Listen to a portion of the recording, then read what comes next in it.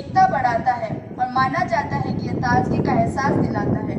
तो अब हरे सदन से मनन शर्मा कक्षा 9वीं से अपने विचार पक्ष में प्रस्तुत करेंगे। हिंदी वो भाषा है जो लोगों के दिलों में उमंग भरती है। हिंदी वो भाषा है जो लोगों के दिलों में बसती है। सुप्रभात आदरणीय प्रधानाचार्य जी, निर्णायकगण, शिक्षकगण व मेरे सभी सहपाठियों। मैं मनन शर्मा कक्षा 9वीं का छात्र हूँ। आज आप सभी के समक्ष एक बहुत ही अमुक विषय पर चर्चा करने जा रहा हूँ। विषय है कि भारत में हिंदी भाषा का महत्व क्या लुप्त हो जाएगा, और मैं इस विषय के पक्ष में अपने विचार प्रस्तुत करूंगा। जैसा कि आप सभी जानते हैं कि 14 सितंबर 1939 के दिन संविधान में हिंदी को राजभाषा बनाया गया था।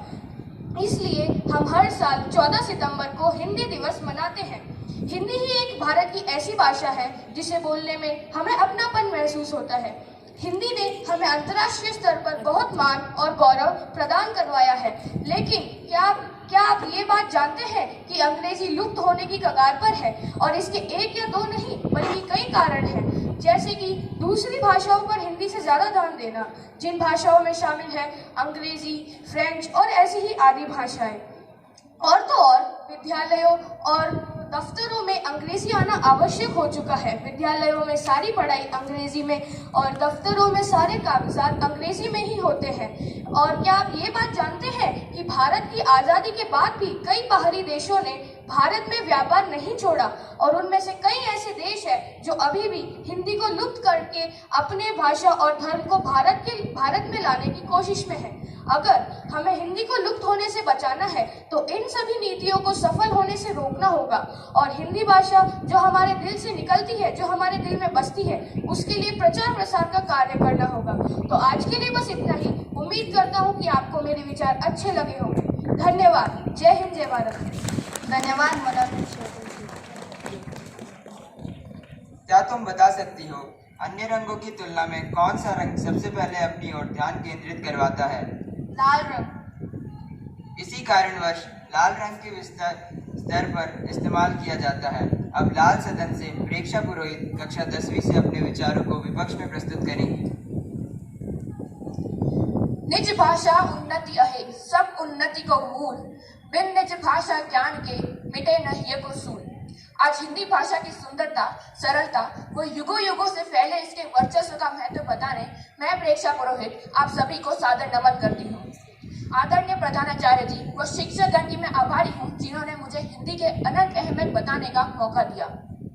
अगर आप हिंदी बोलते सकूं चाहते हैं तो आपको एक बार सोचना चाहिए। आज हिंदी भाषा दुनिया की तीसरे नंबर की भाषा बन गई है। वर्ल्ड लैंग्वेज डेटाबेस के संस्करण इथनोलॉजी में बताया गया है कि दुनिया भर की सबसे ज्यादा बोली जाने वाली भाषाओं में 6 भारतीय भाषाएं हैं। यहाँ ऊपर से सभी से मैं पूछना चाहूंगी कि क्या आप बता सकते हैं कि भाषा क्या होती है? भाषा किसे कहते हैं?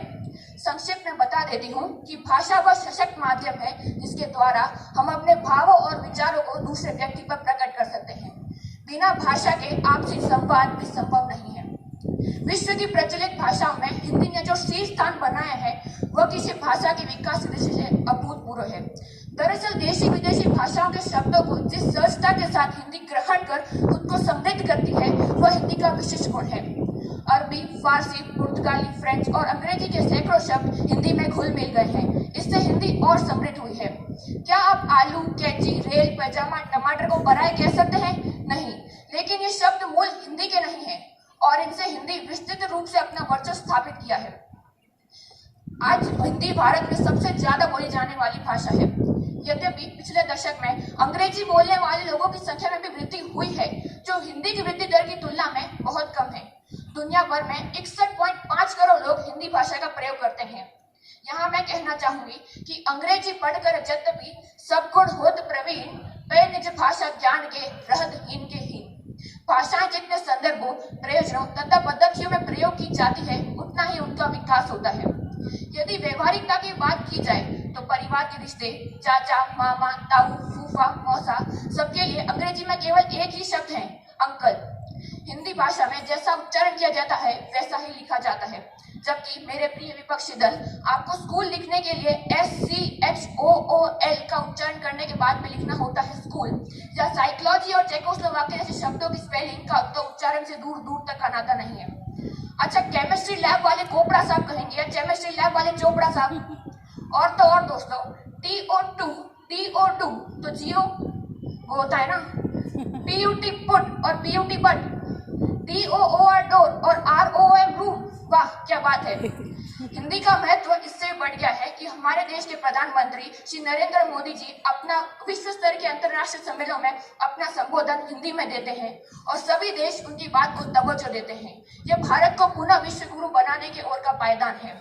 आने वाली नई शिक्षा नीति में अब आने वाले वर्षों में प्राथमिक शिक्षा हिंदी एवं मातृभाषा में अनिवार्य हो जाएगी। यह हिंदी के भविष्य की ओर होने वाला संकेत है। इसलिए हम ये कह सकते हैं कि हम पंछी उन मुक्त गगन के पिंजर बंद न रह पाएंगे, अर्थात हम हिंदी बोलने वाले मनुष्य दूसरे भाषाओं के पिंजरे में कैद नहीं रह सकते। हिंदी अपनी सहजता के कारण निरंतर जारी है, इसका मरना तो दूर सिमटना भी संभव नहीं है। धन्यवाद। वेरी गुड, बहुत सुंदर। धन्यवाद।